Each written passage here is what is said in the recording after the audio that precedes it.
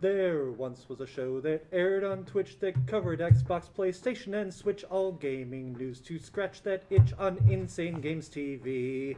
It's the Nerd Glasses Podcast. It's likely we won't stay on task, so come on, let's get started fast on Insane Games TV. Hello, everybody, and welcome to the Nerd Glasses Podcast. I'm Boater. I'm Dave Mann. And, I, like the entire friggin' world, have been in a sea shanty mood lately, which, you know, it's been fun. It's been a fun, a lighthearted thing of the year, which is already terribly needed. Hi, how's things? Well, to stay on not so lighthearted topics, not very well, Boater, especially after Saturday's ass whipping I took during pickleball. I am now officially Owen. I am officially the owner of the Owen Club in pickleball. I went for 0-2 against you. I went for Owen against Katie, against Steve, which was awesome to get to have a volley with Steve. It was. And Owen against Tom, Owen against Dan, Owen against Mike. But don't worry, ladies and gentlemen, because when I do win, I said this out loud on a couple of weeks ago on Behind the Counter, and Dan didn't say no, so I'll say it again. The day that I get a win, everything is 10% off in the store that day. So This is news to me. I like it. So I'll officially say that was a lot it. of fun. That was really fun to do. Number one, to have the tournament, but number two, to do something that had so many people from across the network on it. Like, I had seen Austin in person once, but it was really cool to like actually get to do something with him. Get to do something with people. I was seated 10th in that out of 10. But I managed to get the one win in brackets against someone that we don't need to name names. It's fine. It's the Owen and Owen 2. Yeah. So actually, both of our matches have been on the air. It was so much fun, and especially as first of all, let's just say as the two of the trio of the unathletic part of Insane Games TV. I know Steve and I both defer to Boater as the king of the heap of the unathletic folks. Yeah, there's Johnny, and then there's these guys are going to compete for silver, and then there was the three of us like, oh, you're here too. I made a fervent case yesterday on Behind the Counter, and you should watch it, and I'll make this claim again. Dan won the pickleball tournament. Why? Listen to my well-articulated case on the podcast there, but very excited I just enjoyed pointing out that in that final championship match against Johnny, he got 0 points. And in my round-robin match against Johnny, I got 1 point. I watched the replay of that. Unfortunately, TJ was not at the mic, and the mic was muted. So all I got was the added crowd sound. Well, Boater, I have confidence that things will be different because I have my own paddleball racket now. Ooh. Pickleball racket, paddleball, pickleball, paddle. I have my own racket now. You got yourself a paddle. You got any of them X-Bax paddles? Yes. Oh my God. The upstate New York. The only time I've ever heard it called a paddle. But very excited for this, and thank you very much, Johnny, pickleball champion here at Insane Games TV, for hand making this for me now twice. But this added little feature of my boy Reinhardt is really going to bring me some good amounts of fun in the tournament and in of itself. So Dave, that's version 2.0. What happened to the first one? So the first one, Johnny was nice enough to try to make me a paddleball racket before the tournament. Pickleball paddle. Pickleball paddle before the tournament. And unfortunately, the material it was made out of was just not ready for Dave's backswing. And so I hit the ball once, it went back. I hit it again, and the racket flew off. And the handle was left in my hand, where I then stood there and I loudly exclaimed, "This is why I can't have nice things." This wasn't before the tournament. This was before Nerd Glasses last week. So it was probably about 5 minutes from you guys being able to see that. So unfortunately, maybe we'll get a reenactment. Hopefully not, though. That is a fine piece of work. And very excited for this. Very excited to get to I don't think that's regulation size. More pickleball with everybody, and to get to do this again. I am hoping to get a dub, but at the same point, very much looking forward to playing again. Congratulations to Johnny for winning the whole schmear, and congratulations to Dan for being the actual winner. And then who took bronze in that one? Tom. Tom. Yep. Tom Okay. it were. To no one's surprise that the Shevlin brothers were. There was a pretty even slope of skill. I think like there was a notable jump in like going up each seed, and that I don't think that there were only 2 close matches all day. One of them was you and Steve, and I forget what the other one was. I feel like it might have Cam been and Austin had yes, a very close yes, match. they had a very close one too. All the others were like that was about as expected. It'll be very fun, and you guys should definitely make sure you tune into events like that because you never know when we're going to pop up. You never know what we're going to be doing. Having TJ as guest commentator was hilarious. That was great. It was some of the best, and it worked super well. When I wasn't playing, I heard him occasionally commenting on people's footwear, and it just flashed me back to when Dan shit-talked New Balance behind the counter before Insane Games TV was a thing, and I threw my shoe at his head. It was good times. But definitely make sure to check out the VOD of the pickleball tournament. Scroll through some of the matches because some of them are particularly bad, especially if you see me on the court. But I think some we're of going them to were be very getting- good. I think we're going to be getting at least a lightly edited version of that on YouTube. I know Steve was going around and getting some interviews. So, we'll see. Hopefully there will be something there as well by the time the VOD expires. So, It was a lot of fun. Thank you very much to Dan for engineering this and for allowing us to take part in it because he very easily could have just not included the nerd glasses and no one would have been necessarily all that mad about it. yeah, I can't say that we made much of an effect on the final outcome of it, but it was still a good time. And again, as a team building exercise, it was a lot of fun. So, all right, Dave, how about we move on? Do you want to hear who was banned by Twitch this week? Sure. A virtual streamer by the name of Code Miko got her 3rd ban. The first 2 were in early September, so this is outside of that 3 times in a 3-month window and you're out. This happened earlier today, so information is still forthcoming, but at the same time, Twitch doesn't say shit. So there's speculation that maybe it's because of something that the virtual streamer was wearing. Maybe it's because like some of her fans are like, oh, it's because she said the word simp on stream, but it's like it wasn't. It's like, would that have done it because if it's used as an insult, then yes, that is now banned terminology. We are reporting on it. Don't ban us. Or is it tied to intent, or was it for some other reason entirely? Who knows? Twitch isn't saying. And it could be a 3-day ban. I heard one thing saying maybe it's a 30-day ban. There's a lot of speculation, and who knows? Unfortunately, I couldn't find a super exciting and original one. Unlike the virtual streamer that was taken off of Twitch a few weeks ago because of a DMCA takedown. This one is just the streamer did something on stream that Twitch didn't like. So virtual streamers are getting more and more prevalent, and I like seeing how they continue to evolve. So a lot of them that you see, for instance, oh gosh, I forget her name, but the one that we talked about last time is, here's the camera, it's pointed at a room, there's someone sitting here, and then the virtual streamer is overlaid over the person. Yeah. And it's copying body, angle, everything like that. What Code Miko does is that it's all digital. Whoever's playing the game is wearing a motion capture suit, something that's capturing facial expressions, and that is all put into a digital environment.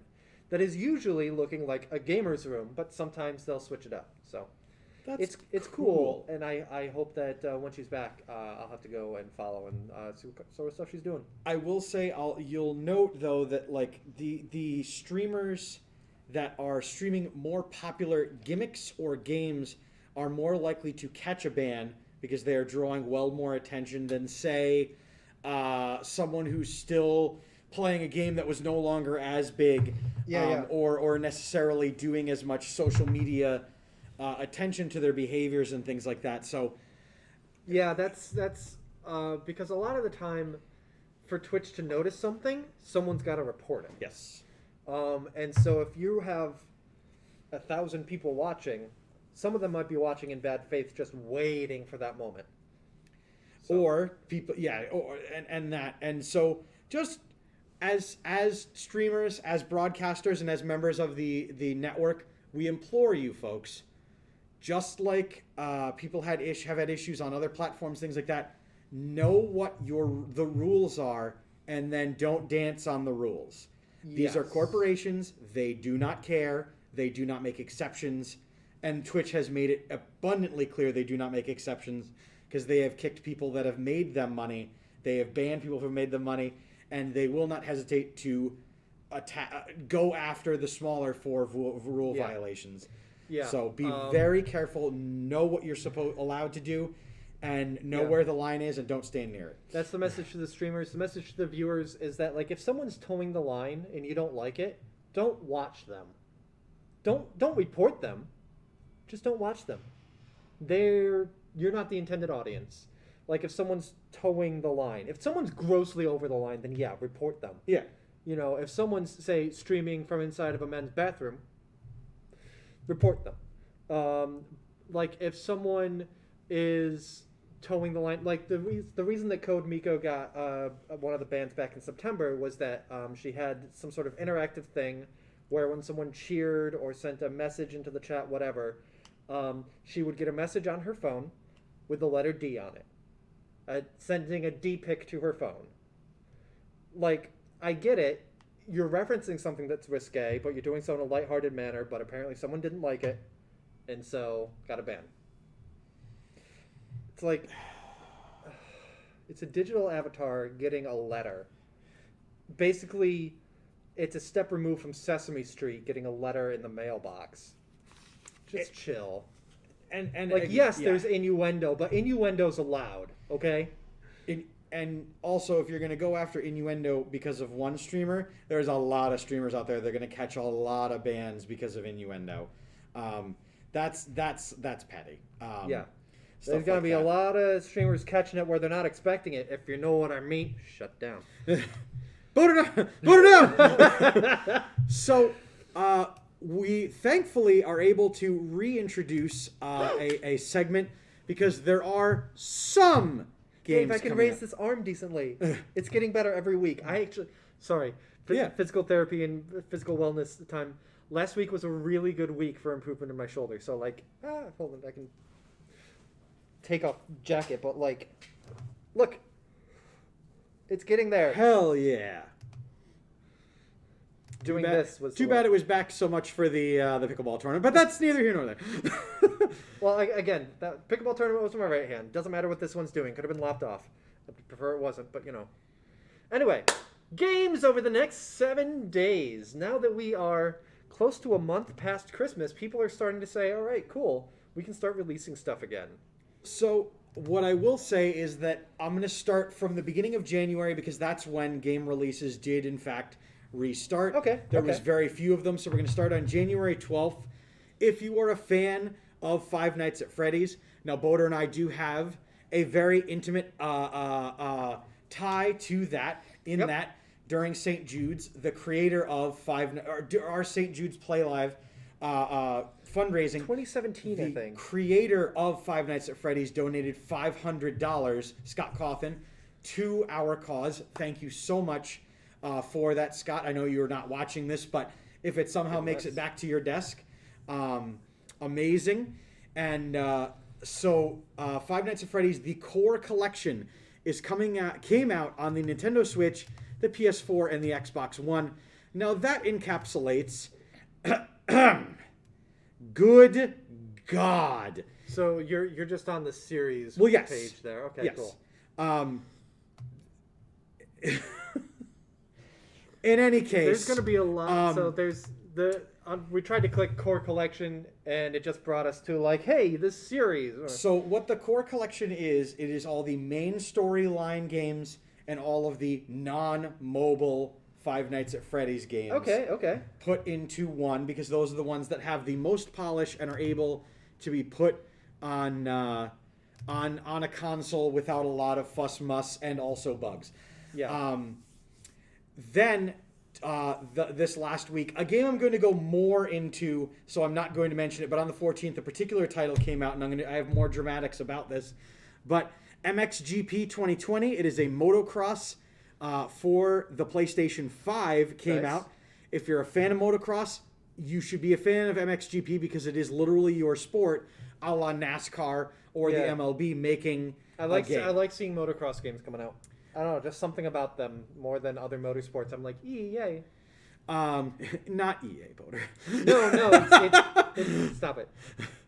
So, another game that's going to be coming out, and I'm very excited for tomorrow, is a game that I have an intimate relationship over, the gaming experience and things like that, and it's coming to the Series X, the Stadia, the 1, the 5, the 4, the Switch, and Windows all at once, and that is... You said a lot of numbers in a row. Sorry. Hitman 3. Woo! Is going to be releasing on all of those consoles all at the same time. Hell yeah. IO Interactive has once again turned out what will be a very good Hitman title, because it is focusing, as the last two Hitman titles did, on customization, player ability, and then just open world within the mission.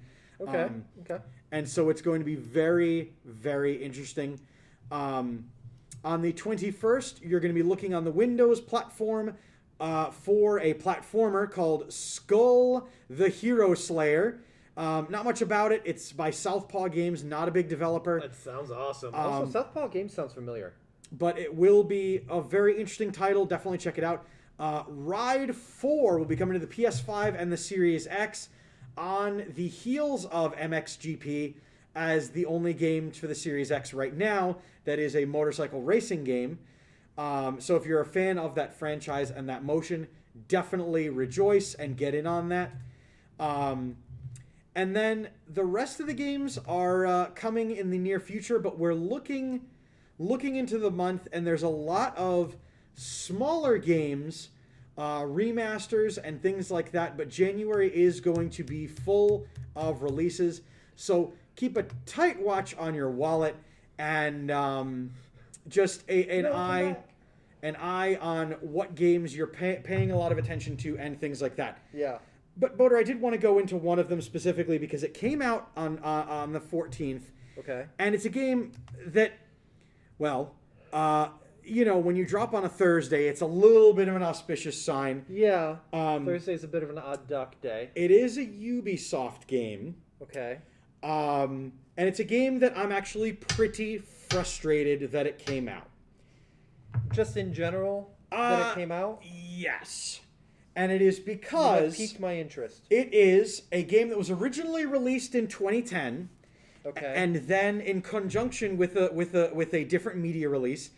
And then it was removed from all digital platforms, which were the Xbox and PlayStation, in 2014 during an assumed license break, and then the companies didn't renew it because of the music, things like that. This game is a beat-em-up along the lines of Streets of Rage. It's a lot of fun, but the game itself is Scott Pilgrim vs. the World. Okay. This time it is called the Complete Edition because it does have the originally in 2010 announced Knives Chow and other characters DLC installed as opposed to as future content. Brian Lee O'Malley, however, the creator of Scott Pilgrim, was not involved in this release at all. In fact, did not know that it was coming back until games journalists got wind of it, and he said, well, hopefully they give me some game keys, because I'm not involved this time. Was heavily involved in the original game, which it is basically the original game. They just beefed up some things, worked on some graphics. But to be honest... So he didn't necessarily need to be involved, but it would have been nice if someone told him. Yes. For $14.99, to be totally honest, it's a pretty fun beat-em-up. The online competitive play is a gigantic mess. But name a beat 'em up style game where the online versus works. Yeah. I'll wait, and we'll wait till tomorrow for an answer. So it's a lot of fun, but it's something that I'm frustrated that I paid $24.99 for it in 2010, and now we'll have to pay $14.99 again to get that game back, and still can't get a physical release. So that if, say, in 4 years they pull the game again, fie on me. Yeah, that does kind of stink. It sucks too that like because of the nature of digital only games and being pulled from store or whatever, when you pay that $25 for it, and then they take it down after say a year, well, you've still been able to play it for a year, so they don't owe you a refund. Yep. Oh, absolutely. I got a hell of a lot of gameplay out of that, and so many. Are we waiting till tomorrow because of the lag? No, we're waiting till tomorrow because Streets of Rage Online is a mess. The Simpsons game was a mess. Well, that's what she's saying. The lag that you'll find in beat 'em up games, like, all right, cool, that's, oh fuck, that hit'll land sometime. Exactly. The only fighting game I ever played online was Blaze Blue, Calamity Trigger, but that's really the only fighting game I played anyway. So never went well, never got good. I don't know how much I could blame on poor online play and how much was just my own lack of skill. So I guess now I can blame the internet. I will say it's a lot of fun if you're a fan of the Scott Pilgrim franchise and the many, many characters. You are able to play as almost all of the main story and the side characters and beating up the evil ex-boyfriends and things like that. So a lot of fun, but I don't want to buy it again, but I probably will.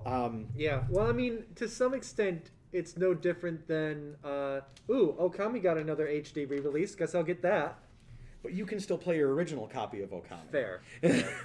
I did make sure, by the way, when I was doing a research for this, I turned on several Xboxes that I have access to, logged onto my account, and looked on games that I own that I can download, and it wasn't there. And then I went to the store and searched Scott Pilgrim, and because they delisted the game and then relisted it as something different, it's got a different ID. It's number, it's not recognizing as. But none of the money goes to any of the Scott Pilgrim creators or the people who originally worked on the original game. So don't buy it for the fandom. Don't buy it for the support of the intellectual property. Buy it for the support of your own fandom and your own fun. I mean, it's a licensed game. I imagine that eventually, through something, royalties would get back to him anyway. Not what O'Malley has claimed on social media for a while, that his cuts were very small, and because of the corners of how that game sold, there was not very much to be made. That sucks. That even someone of his Okami, notoriety and caliber. Demon Dragon Okami is gorgeous and deserves a purchase whenever it re-releases. Yes. And I'm very happy that there are IPs out there that do get that treatment and deserve that treatment, especially. Yeah, even if for the cover they end up using an image straight off of IGN and the IGN watermark is still on the cover. Oh, man. I had forgotten about that until like last week for some reason, and all of a sudden I was reminded that, yeah, the cover art of the Wii release of Okami has the IGN watermark on it. Good for you, IGN. Now you can truly be in everybody's hands forever. A little bit of sour news, though, Boater. A little bit of sour news coming out of our friends in Japan. Universal Studios Super Nintendo World. We've talked about this now many times on the podcast, and more so than two Americans who will never probably be able to afford to go to that park. Also, but it was supposed to release in summer of 2020. Well, you know, there really wasn't a summer of 2020. So it was delayed and announced to be slated to open next month on February 4th. Well, today they announced that it would be once again the opening of it in Osaka, Japan, would be delayed for the safety and fans of Nintendo around the world. And that delay time is very alarmingly TBA instead of a planned reopening or things like that. They may just be waiting, do everything they can, get everything in shape, and wait until they can throw open the doors and say, come one, come all. Because right now, theme parks that are open like have to limit their capacity every day. They have to, you know, it's not as fun to go to. Plus, you're going into a thing with a ton of people, and there's a more transmissible version of the virus that's making its rounds. And what's wrong with you? So waiting until it's wise to do so, I'm fine with that. You mean sitting at the back of the roller coaster with my mask off and going, and accepting all of the germs and spit that, you know, you normally don't think about, but it's happening because if everybody's going, guess what? That doesn't just magically stay on them. So Gross. unfortunately, Boater, our Insane Games TV funded trip to Universal Studios Super Nintendo World in Japan will have to wait. Well, that's fine. We hadn't gotten tickets yet. We can wait. But Dan, thank you so much for offering to pay for us to go. We'll look great looking forward to going. Yeah, we can't wait to live stream from the park. I've got a couple other things for us, but a shorter piece that I did want to, because it rolls along with the idea of face palming. Oh boy. I'm getting ready. First, a celebration. Congratulations to the manga One Piece for hitting 1,000 issues. It is now in its final story arc, and they said it, not us. It is the final story arc, but it's going to take 5 years to do. But it has now hit 1,000 issues, and it was really exciting. For those of you who don't know, One Piece is a manga that is released weekly in a publication called Shonen Jump. And so, to celebrate the 1,000 issues, they decided to do a live stream talking about the work and the art that went into it and things like that. The editor was it just the editor? I know he was involved. Yes, the editor, the creative director, and all these other folks. But the editor specifically, Yuji Iwasaki, made a decision, and that decision was to hold up his personal cellular device, which did in fact have his browsing history visible. Now, many tabs of many things, because he is the editor of a manga that is weekly and ongoing and things like that. Yep. But unfortunately, one of those tabs was to a pirate hentai site? Yep. And for those of you who don't know what hentai is, tune in for the Citadel and ask Uncle Boater about that. Oh, God! Ask your Uncle Boater next time he's on the Citadel. For those of you that don't know what hentai is, tune in to Boater's show next. Excuse me? What do you know that I don't? You make sure you ask lots of awkward questions to your Uncle Boater. Not here, because I'm not doing it. But the funny thing is, not necessarily that hentai was the problem. It was the fact that the main character of the One Piece franchise is a face of anti-piracy in Japan, of digital media. Big media thing that is headed up by the main character of One Piece saying, hey, piracy's bad. And again, this...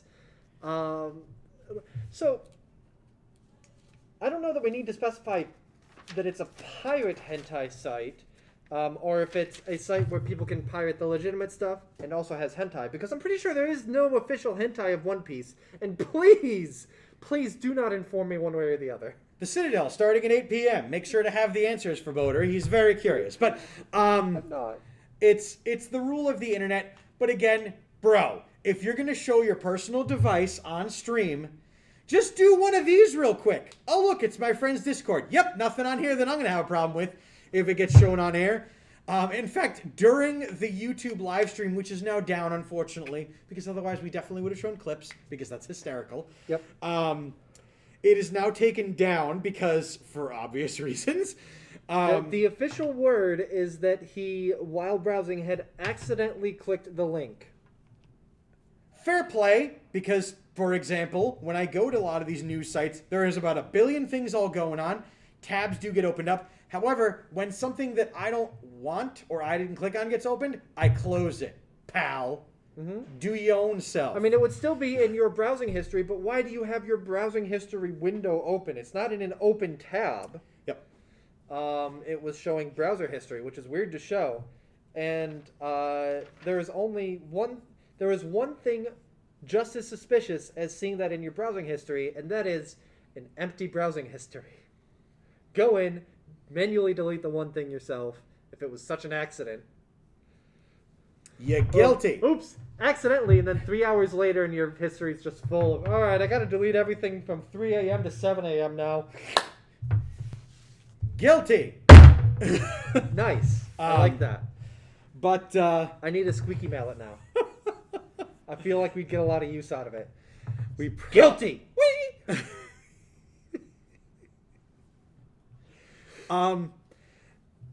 So Tentacles on the Citadel. I mean, I'm playing Dragon Age 2. It's not outside the realm of plausibility. So I did want to talk about something with another interesting development in the Sony Microsoft wars are coming the way of us, the people who like good games and who also like niche games. Because Tomonobu Itagaki, bam, nailed it the first time, the creator of the Dead or Alive franchise and someone that was on the design team of Ninja Gaiden, and historically one of the first Japanese developers to work with Microsoft, because Microsoft has no allegiances anywhere but in the US, per se. But he was one of the first to reach into that. He originally worked for Koei Tecmo from 1990 to 2008. He worked on some of the games that would grow to be in history. Super Tecmo Bowl. And then Dead or Alive, Dead or Alive 2, 3, Dead or Alive Extreme Beach Volleyball. Clear your browser history, but just one piece at a time. Bam!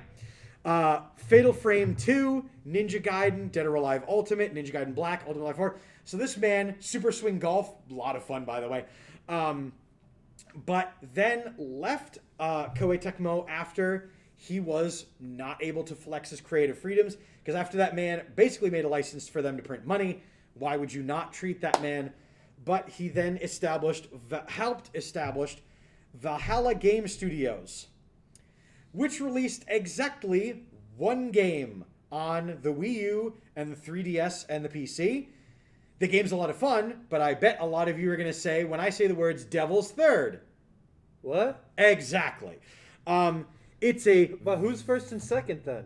Exactly. Who's on first? What's on second? No, we lost that tournament. But it unfortunately has been bogged down in courts and unable to develop new games because a United States Patent Office and Trademark Office went to Valhalla Game Studios and said, we already have Valhalla Motion Pictures, and you're going to violate that, right? So change your name. And so the studio itself stuff is allowed to exist in different markets. Monster Cable didn't see a cease and desist from Monster Energy, or the other way around. Valhalla as a game developer can exist alongside Valhalla as a movie studio. So, unfortunately... Especially because you don't have a trademark on the word Valhalla. Now, if it was Valhalla Studios and they were both named the same thing, then sure. They probably could have... They were probably sent a cease and desist. They probably were not sued. If they were sued, they may have won in court, but they were probably sent a cease and desist, and they're like, I don't want to fuck with this. Where they were not sued, they are pursuing against the licensing and attempting to get their name patented and things like that, so that they can not have someone make Valhalla North Game Studios and things like that, because that's how you turn into what famously happened on the Atari and the NES, where people are cranking out crap on your thing because, you know, you just change a couple letters around and it's fine. Yeah. Well, like Rigor Mortis, Monster Cable and Monster Energy were both pretty pissed at Monsters, Inc., though. Yeah, but, you know, Monsters, Inc. is a huge company, so they had the financial backing to go toe-to-toe. So, Tomonobu not to sit down or to let, to be a sediment stone, but to rather be a rolling stone and to not gather any moss, has already founded Itagaki Games, and already Microsoft has gone over and no specifics of it, but I assume there was a rather large bag of money exchanged hands. Okay. Because whatever comes from that studio will likely be a Microsoft exclusive. Yeah. It's like, hey, we're noticing some other big name developers getting snatched up by our competition, Kojima Production. So, like, if you want to come play in our sandbox, I don't know. I you mean, want to come play in our sandbox? Yeah, gimme. the other reality was they have had a long-standing relationship, and he is someone that is. If you look him up, Tomonobu Itagaki. Some of those games Xbox exclusive? Yes, Yeah, because I think like Ninja Gaiden Black might have been an Xbox exclusive. he has worked. Not that that was almost- him necessarily, Yes. but there is, the connection for history with Microsoft. Yes, so him and Microsoft have gotten along very well, and he has been very outspoken over the years about his involvement with developers and producers outside of Microsoft and his opinions on them, including his opinions on former employees like Koei Tecmo, who are garbage. But please make more Dynasty Warriors games, or don't. I mean, do, but don't. Make them so Dave has to play them. 12-hour streams coming up in St. Jude's Play Live. We don't know. We haven't talked about it too much yet, but I'm going to push for it. Oh, I mean, this has already been foretold that that people have demanded that Dynasty Warriors 9 Empires will be played. If you don't mind, do you mind if we sidetrack for a second? Yeah. Can I let's. announce something a little bit creepy? That Please.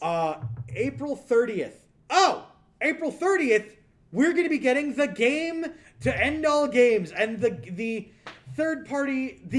proverbial third party title to your original experience that everyone's looking for. Pokemon Snap is coming to the Nintendo Switch. Oh, man. And not Pokemon Switch N64 version. Pokemon Snap for the Switch is coming to it.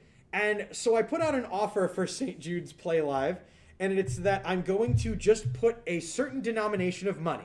And if people donate that amount, I will be putting on the schedule, I will be making a character for this stream specifically, but we will be doing a Pokemon Feet Picks stream. And it has to be at least 3 hours in length.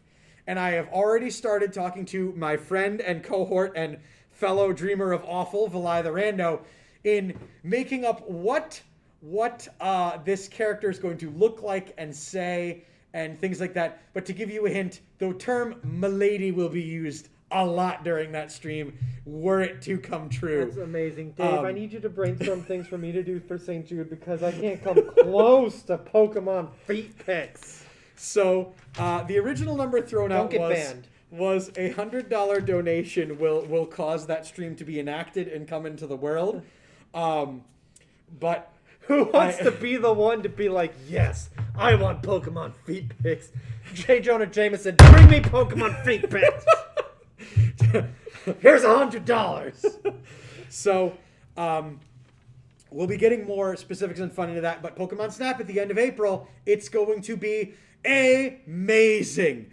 Shady Lang, I want the Feet Picks. Yeah, that is a $100 singular donation, Dave. It is going to be a singular donation on the auspice that this is something very weird and Yeah. it needs to be intentional as opposed to the other goals that, for example, for things during St. Jude's. And by the way, during St. Jude's, actually, we can't really say this too much because we haven't really talked to Dan, but so Yeah, the classics. I have been loaded up and have all the more, even at home, of this stuff. I mean, these aren't bad, but still, like... So, for St. Jude's fundraising, I'm damn ready to make some money for fighting childhood cancer. So, best you start saving your doubloons. By the way, welcome to the stream, more like rigor mortis than Shani Lang. How are you doing? And everyone that just tuned in. Could you imagine if we get another random donation, like Scott Cawthon drops another 500, and wow, thank you for the donation, developer of Five Nights at Freddy's. Now I have to do the Pokemon Feet Pick thing. I'm getting a refund on my donation. I'm tired. How are y'all? we're excited as always to be doing this. This is always one of my favorite things to do every week, and considering that Boater and I's schedules on a weekly basis are incredibly full of things, both personal endeavors and Insane Games TV. This is always a really nice, just I forget what the term for it is, but like checkpoint on the week. Yeah. To know that like things are rolling really well, and I'm very excited for it. Yeah, like Dave, I messaged you like last week that like I so enjoy getting to do this with you each and every week. I miss being able to hang out outside of the store, outside of the studio. You may remember that early last year on my YouTube channel, we started playing Prey, both the 2007 version and the 2016 version. And obviously, we haven't been able to record that. We haven't just been able to hang out. We haven't been able to go to your apartment while you're working on the Garnted farm in Stardew Valley. And we haven't been able to all go to Chinese buffet together. I can't wait until all of that. But in the meantime, it is really nice to be able to get to do this with Hell you every yes. So thank you, Insane Games TV, for allowing us to continue to do things in a safe, socially distant space. And you know what? Let's powder that it would not be a stream if we did not get a phone call during the broadcast. I do want to say kudos to Insane Games TV for having the wherewithal and the immediacy to protect the streamers on Insane Games TV, so that when this came to fruition, there are masks available to us, there are safety precautions, there are cleaning supplies, things like that. I should let it, but I'm just curious enough that, actually I don't know, the phone's in the dock. So if they call again, I'll pick up, but, Turns out it was the end of the world, and someone was courteous enough to tell us.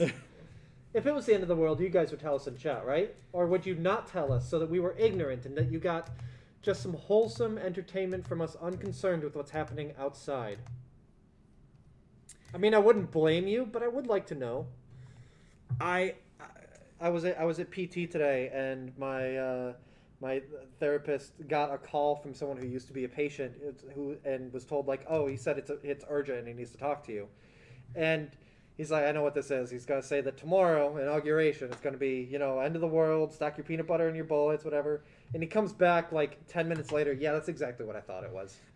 Fortunately, he told me things to do in the meantime, so I was fine. But speaking of Inauguration Day, tomorrow for the weekend Wednesday, being that it is going to be a stressful time regardless of where you are on the political spectrum or where you are in life, we're going to be doing an art stream again on the weekend Wednesday here on Insane Games I love TV. It. Will viewers be able to submit art as well? Yes. Yay, I missed that. If you are interested, definitely make sure to get at me on stream. We will send you a link to the Discord where you can post your artwork. The only and big caveat that I absolutely insist that you sign whatever work you put on. Even if it's just a rectangle. Nope, it's your rectangle. You get credit for it, and you get credit for your awesome work. Yep. The way that stream works, just as a thing, is art prompts are put up, then we shoot the shit for like 5 minutes, and then we show everybody's work. Yep. I'm a terrible artist, as by the word art that I have put in here and drawings and stuff like that. Yeah, last time I had a sheet of ream of paper and I was drawing stuff. Then one was do a self-portrait. So I took a selfie and put it through an app that made it look hand-drawn and just uploaded that. And I said, I cheated. You're like, Boater, there's no such thing as cheating. And then you looked at it and I was like, I cheated. So if you are interested, starting at 9 p.m. the weekend Wednesday on Insane Games TV, but make sure to tune in Wednesday just in general, because the Dream Team in Retro Wednesday. And tune in Thursday, because starting this week, right? Starting this week, there is a brand new show on the network. It is called Surge. Oh God, I wasn't prepared for this. I just know that I saw it.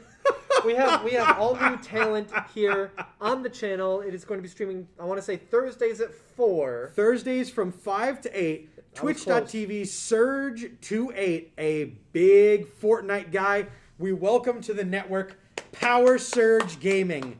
Make sure to tune in and see Fortnite played at peak Yep. peak Fortniting. Yep. This ain't your little cousin's Fortnite stream. My little cousin could kick my ass in Fortnite. Jacob so. takes this to a level that will make you say, "God damn, that guy's good." Tune in. So you know what, Boater? We do have Sure. one more thing that we can stick in before we turn over to the next stream. Okay. And it has to do with something that has affected us on the Nerd Glasses. Okay. It has affected Behind the Counter on numerous occasions. And now these last 2 weeks on Wednesday, it's been affecting the Wednesday programming as well. Yeah. Boater, you mentioned over here you were very excited to see the Mario Kart live carts and things like that. Yeah, I see Mario with the little webcam And- over there. I see one of the checkpoint banners. So, was very excited to purchase this with my known dollar, and was very excited to stream it. And then, unfortunately, our friends at Spectrum, our compatriots, our business associates, our wonderful, good, hardworking have decided to attack the Wednesday content. And might I just say, you may have added a 30-minute drive to when I close the store, watch Mike do Retro Wednesday, because shout out to that. But you tried to attack the weekend Wednesday, and it just didn't work, Spectrum. Move along. I really do want to see you. Like, I hope, obviously not this week because we're doing the art stream, but next week, I really want to see how this works. I want to see it in person, or at least on stream, because I think that'd be a lot of fun. I'm greatly looking forward to getting to play with this and do stuff with it.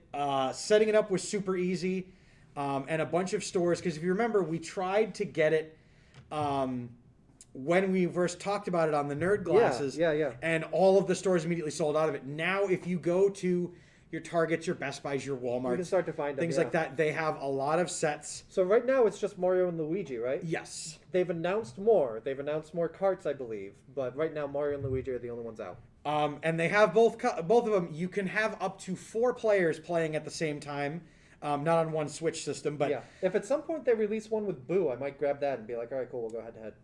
I am very excited, especially if they make a Waluigi one, because I will easily kick Mario down down the line for wah.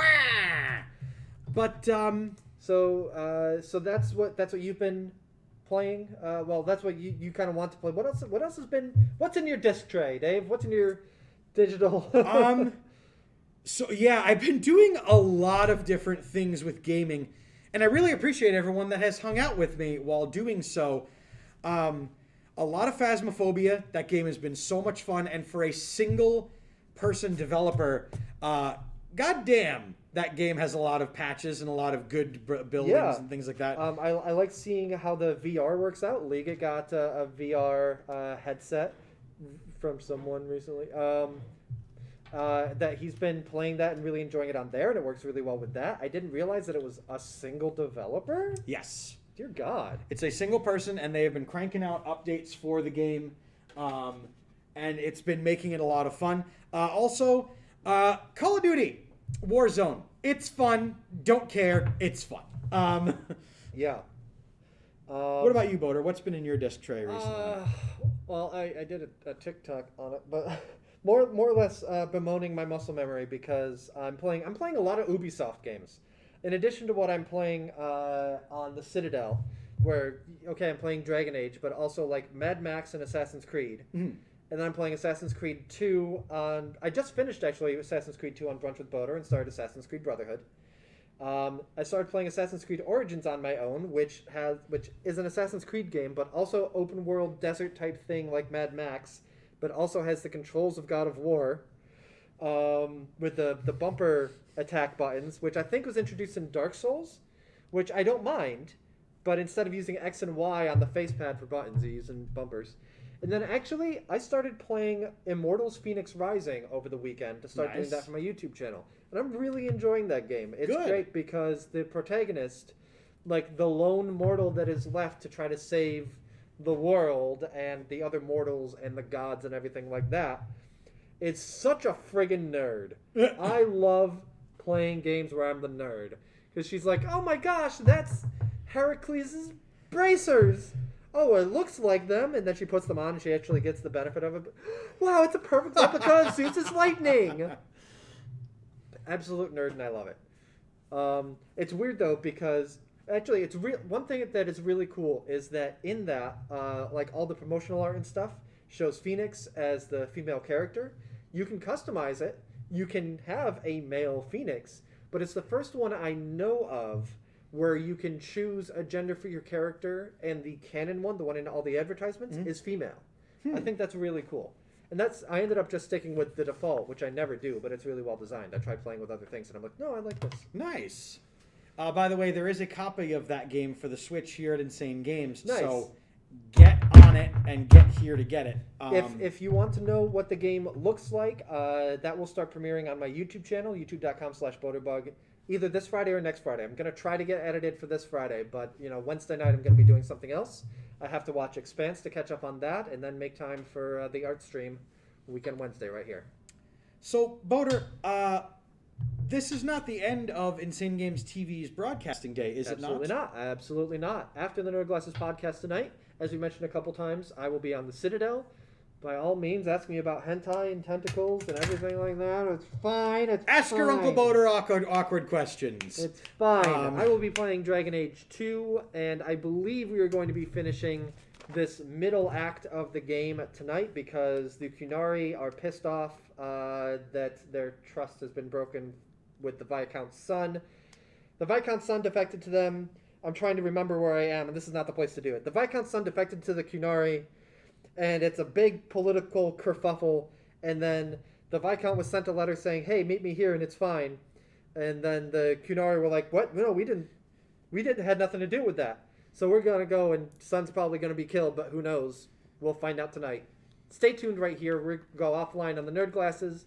5 minutes, we shove all this over there. We start up again with that 10-minute countdown, and I'll see you on the other side of that. In the meantime, that has... Dave, we got 5 minutes left. Do you want to rip on another media outlet? Sure. The New York Times put out an article, front page on their print edition, talking about how kids these days are spending too much time playing video games. I had to check that wasn't an issue from 1992, but no. It talks about how, everyone's at home. You're not able to go out to socialize, so you socialize playing games, playing Roblox, playing Minecraft, playing Warzone with your friends, whatever. And it's like, no, I understand that. But isn't it a bit too much screen time? And it's just like, oh my God. I grow less and less impressed with the New York Times every single year. You have to... The news cycles sell on drama. Wasn't there something more important in the last 7 days to talk about? No. Video games and fuck video games was more important.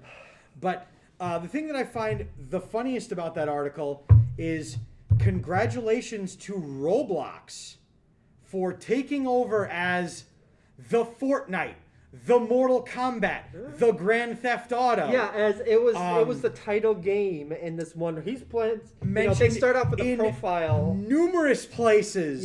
In the article, Roblox was like the you game. do in a piece like this. They started with a profile of this one kid and his two parents, and the title shot is him playing the game. The parents on either side like, this shit again.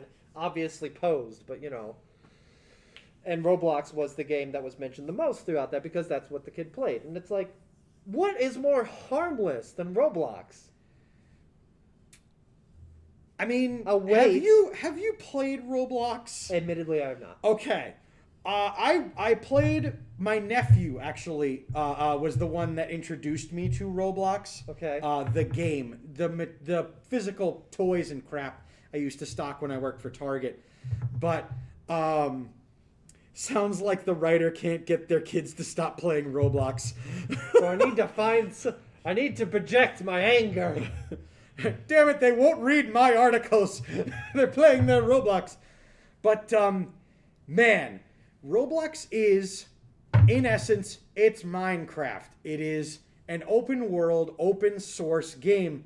But the reality is, I specified open source because people make games within Roblox for you to play. So you have Five Nights at Freddy's like modes. You have Left 4 Dead like modes. You have Fortnite-esque battle royale Nice. elements to it, things like that. And it's all user. I mean, the company for Roblox creates a lot of these things, but then a lot of it is user generated and created. So if your kids are playing Roblox and they're mentioning specifically making their own game modes and things like that, That's great. you buy that kid some coding books and you help them then take that passion for creation into something that they can move into Yeah. a market to make money on. Yeah, just absolutely. as It's a creative thing. Like if your kid is flexing their creative muscle and you just try to tamp it down because well, it's reading your screen. Here, read a book instead. That's great. And of course, in anything like this, you need to have some ignorant ass quote from an adult in the room. Oh God. And the quote from this article goes to the mother. What are you going to do when you're married and stressed? Tell your wife that you need to play Xbox? Yes, that's exactly what you're going to do. Dave, I'm sorry I needed to take off the mask. I need to get away from you and say it, but that's exactly what you do.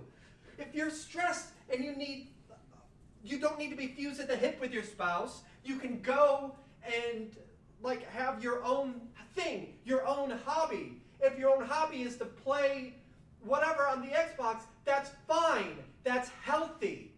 A comment on the article was like, no, you're supposed to internalize that resentment and end up, I don't know, hitting your wife instead. That's the manly thing to do. No!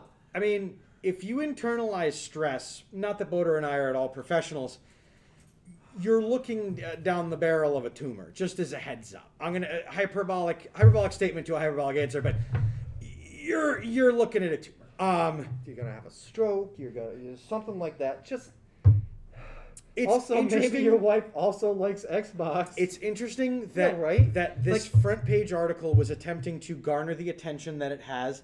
It's very clear that they've taken a certain stance, and their print stance media- comes from 25 years ago. yeah, print media has never been a fan of video games at large, and things like that, and it's partially because it's competition for print media.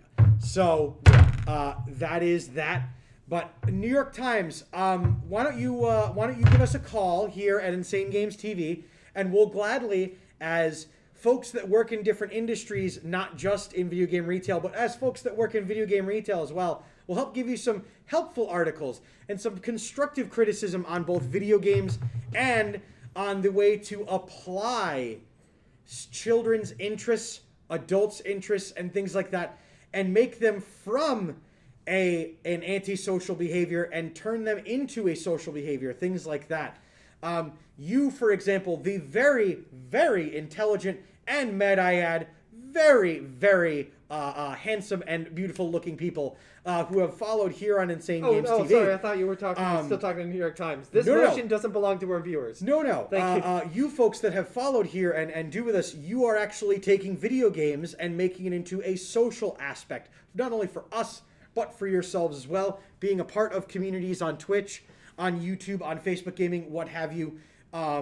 So bravo for not letting closed-minded attitudes and platitudes that everybody faces, and gaming is not alone in this unfortunate sandboxing, but Yep.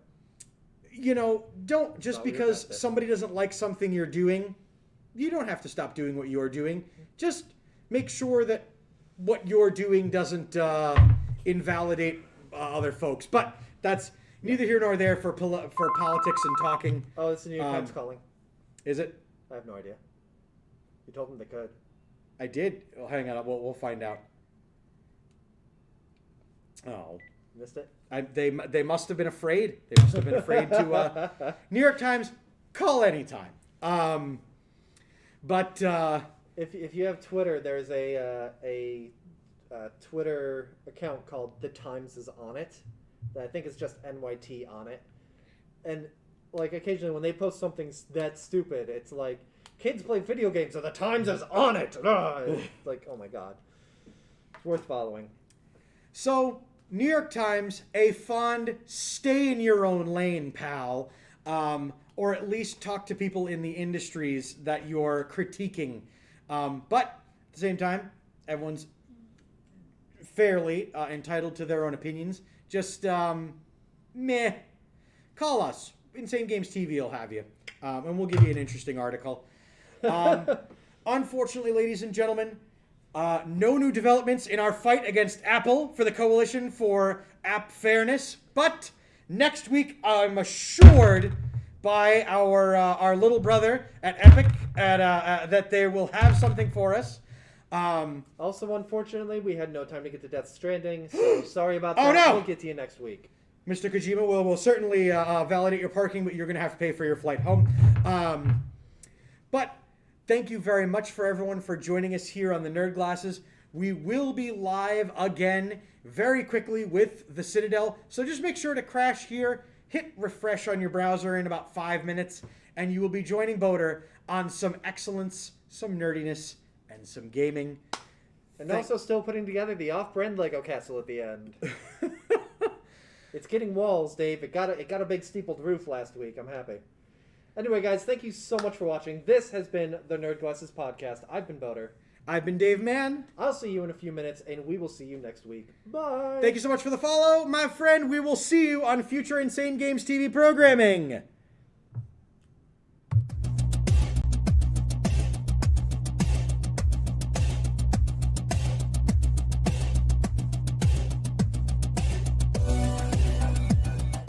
Say goodbye, Boda.